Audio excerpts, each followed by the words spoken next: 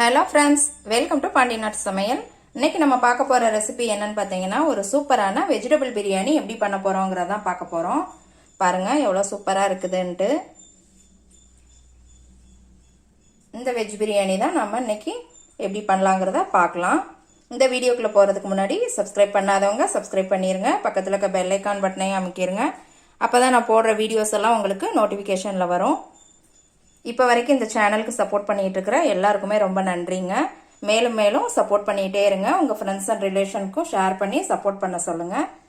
இப்போ வாங்க எப்படி பண்ணலாங்கிறத பார்க்கலாம். இப்போ ஒரு குக்கர் வச்சிருக்கிறேங்க. நான் குக்கர்ல தான் நம்ம இன்னைக்கு வெஜ் பிரியாணி பண்ண போறோம்.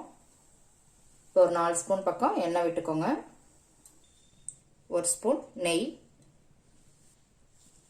இப்போ இதில் 2 துண்டு பட்டை, அன்னாச்சி பூ, 2 ஏலக்காய், 3 கிராம்பு, 1/2 ஸ்பூன் சோம்பு. இது லேசா பொரியட்டும். இதோட 2 பிரிஞ்சி இலை. இப்போ இதோட 2 பெரிய வெங்காயம் இந்த மாதிரி நீல வாக்கில் கட் பண்ணிக்கோங்க.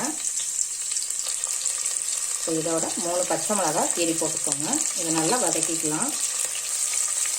இதில் இப்போ கொஞ்சமாக உப்பு சேர்த்துக்கலாம். அப்போ நல்லா சீக்கிரம் வதங்க. வெங்காயம் நல்லா வதங்கட்டும். வெங்காயம் நல்லா வதங்கவும் இதோட ஒரு தக்காளி சேர்த்துக்கலாம். இதையும் நல்லா வதக்கிக்கோங்க. இப்போ இதோட ஒரு கைப்பிடி அளவு புதினா, ஒரு கைப்பிடி அளவு மல்லி இலை, இதையும் நல்லா வதக்கிக்கலாம். இப்போ நல்லா வதங்கிடுச்சுங்க. இன்னைக்கு காய்கறின்னு பார்த்தீங்கன்னா நான் கேரட்டு, பீன்ஸு, காலிஃப்ளவர், உருளைக்கிழங்கு, பட்டாணி. நீங்கள் பச்சை பட்டாணி இருந்தால் கூட ஃப்ரெஷ்ஷாக போட்டுக்கலாம். இது காஞ்ச பட்டாணி. நான் ஒரு 2 மணி நேரம் ஊற வச்சு எடுத்துருக்கிறேன்.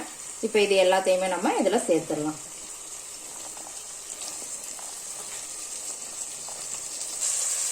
இப்போ இதை எல்லாத்தையும் நல்லா வதக்கிக்கலாம். இப்போ இதோட 1/4 ஸ்பூன் மஞ்சள் தூள், 1/2 ஸ்பூன் கரம் மசாலா தூள், 1 ஸ்பூன் மல்லித்தூள், 1 ஸ்பூன் தனி மிளகாத்தூள், 1 ஸ்பூன் இஞ்சி பூண்டு பேஸ்ட்டு. இப்போ இது எல்லாத்தையுமே நல்லா நம்ம மிக்ஸ் பண்ணிக்கலாம். இப்போ நல்லா வதக்கியாச்சு. அதோட ஒரு 4 ஸ்பூன் பக்கம் தயிர் விட்டுக்கோங்க. இதையும் நல்லா மிக்ஸ் பண்ணி விட்டு வதக்கிக்கலாம். இப்போ நல்லா வதங்கிருச்சுங்க காய்கறி எல்லாம். இன்னைக்கு நான் இந்த உலக்குக்கு ஒரு உலக்கு சீரக சம்பா ரைஸ் தாங்க எடுத்துருக்கிறேன். இதை நான் 1/2 மணி நேரம் ஊற வச்சு கழுவி எடுத்து வச்சிருக்கேன். இப்போ இதை இதில் சேர்த்துடலாம்.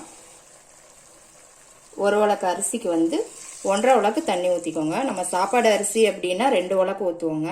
சீரக சம்பா அரிசி, பாஸ்மதி அரிசி இதுக்கெல்லாம் நீங்கள் 1/2 தான் ஊற்றணும். அப்போ தான் கரெக்டாக இருக்கும். இப்போ இதில் கொஞ்சம் உப்பு போட்டுக்கலாம். ஏற்கனவே நம்ம உப்பு போட்டிருக்கோம், அதனால் கொஞ்சமாக சேர்த்துக்கலாம். இப்போ இது எல்லாத்தையும் மிக்ஸ் பண்ணி விட்டுக்கலாம். அவ்வளோதாங்க. இப்போ மூடி போட்டு மூடி வச்சிடலாம். 2 விசில் விடுங்க, சரியாக இருக்குங்க. 1/2 மணி நேரம் ரைஸ் ஊற வச்சிருக்கிறதுனால 2 விசில் போதும். நிறைய விட்டீங்க அப்படின்னா குழஞ்சிரும். இப்போ 2 விசில் விட்டு எடுத்ததுக்கப்புறம் எப்படி இருக்குன்னு பார்க்கலாம். இப்போ 2 விசில் விட்டு இறக்கி வச்சாச்சுங்க. எப்படி இருக்குன்னு பார்த்துடலாம். பாருங்கள் எவ்வளோ சூப்பராக இருக்குன்ட்டு.